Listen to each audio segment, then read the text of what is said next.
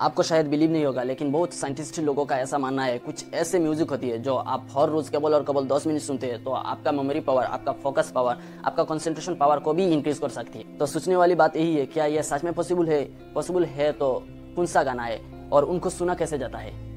Music सुनोगे आप अच्छा फील करोगे। Regions of the brain that are involved in processing harmony. Just one aspect of music. अच्छा music सुनना, ऐसे नहीं अरिजीत सिंह का गाना लगाया हुआ है, मुझे छोड़कर जो तुम जाओगे। What's interesting is that musical training can actually change your brain structure. Music touches the limbic system or the emotional system of our ऐसी म्यूजिक जिससे प्रोडक्टिविटी दिमाग की बढ़ जाए। म्यूजिक बहुत मेमोराइजेशन में हेल्प करती है। Listen to some music and to see how my brain responds. अब ऐसे ऐसे गाने लगाओगे तो स्ट्रेस पाओगे। तो हाय एवरीवन, कैसे हैं आप लोग? उम्मीद करता हूँ सब लोग अच्छा ही होंगे। तो चलिए आज का वीडियो एक छोटा सा एक्टिविटी से स्टार्ट करती है। एक्टिविटी कुछ नहीं है, आपका स्क्रीन पे एक इमेज आ गया होगी, आप बहुत ध्यान से सुनना, उस इमेज को आप ध्यान से देखना है। अगर आप ध्यान से देख पा रहा है तो दिख रहा होगा जितना भी इमेजेस है वो आपस में रोटेट हो रहा है। क्या आपको दिख रहा है? हाँ, आपको दिख रहा होगा। तो अब आपको क्या करना है? अब आपको करना है, ये जो ब्लैक डॉट दिख रहा है ना, उनको आपका फोकस को कंसंट्रेट करना है। मतलब किसी एक इमेज पे फोकस करो। ये जो ब्लैक डॉट देख रहा है ना, एक ब्लैक डॉट पे फोकस करो, आपका फोकस को कंसंट्रेट करो केवल और केवल 3 सेकंड के लिए। करके देखा फोकस? आप जो इमेज पे फोकस करा और जो बाकी इमेजेस है उनको रोटेट होना बंद हो गई थी, नहीं हुआ? तो चलो और एक बार ट्राई करते हैं। अब आपको दिखेगा वो जितने भी इमेजेस है वो रोटेट होना बंद हो जाएंगे। अब तो हो गया होगा ना? सोच पा रहे हो ये हुआ क्यों है? ये इसलिए हुआ, जो आपका ब्रेन है ये ऐसे इमेज को एनालाइज नहीं कर पाता, बट जब आप एक पॉइंट पे फोकस करा तो अपना ब्रेन इजीली सारे इमेजेस को एनालाइज कर लिया और आपका ब्रेन समझ लिया ये पर्टिकुलर इमेज है कैसी। तो मेरा सवाल आपसे ये नहीं है, मेरा सवाल आपसे ये है, ये जो इमेज है उन इमेज पे जो ब्लैक डॉट है, अगर मैं ये बोलूँ उन ब्लैक डॉट पे अपनी फोकस को कंसंट्रेट करना है तो आप कितने समय तक अपना फोकस इस ब्लैक डॉट पे कंसंट्रेट कर पाओगे? कितने सेकंड तक अपने फोकस को ये ब्लैक डॉट पे कंसंट्रेट रख सकते हो? तो चलो इमेज को अपना सामने ला रहा हो और चलो ट्राई करते हैं। इमेज को अपना सामने ला रहा हो, वीडियो को पॉज करना और आपको ट्राई करना। जितने भी सेकंड आप फोकस करा, आप कमेंट बॉक्स पे अपना टाइम लिख सकते हो।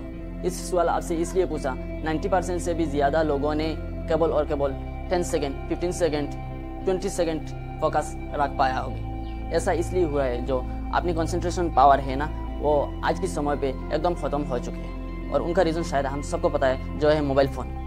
बट आज से बहुत साल पहले जाए तो उस समय एक योगा परफॉर्म कर जाती थी। इस योगा के अंदर एक कैंडल लिया जाता था, उस कैंडल का फ्लेम है, उन फ्लेम पे लोग 30 मिनट तक फोकस किया जाता था। अब इमेजिन करो उस समय पे लोग 30 मिनट तक फोकस कर लेता था और आज के समय हम केवल और केवल 20 सेकंड्स, 50 सेकंड्स, 10 सेकंड्स फोकस कर पाएंगे।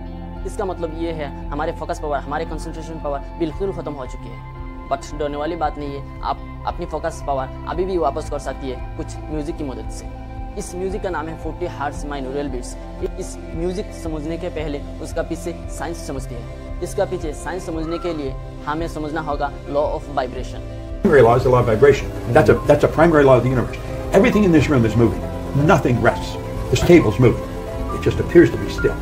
The law of vibration decrees everything moves, nothing rests. Law of vibration में आसान शब्दों में समझाओ, आसान भाषा में समझाओ तो लॉ ऑफ वाइब्रेशन ये कहता है इस दुनिया में जो जितना भी चीज़ है वो वाइब्रेट करती है आपस में एट ए सर्टेन फ्रीक्वेंसी।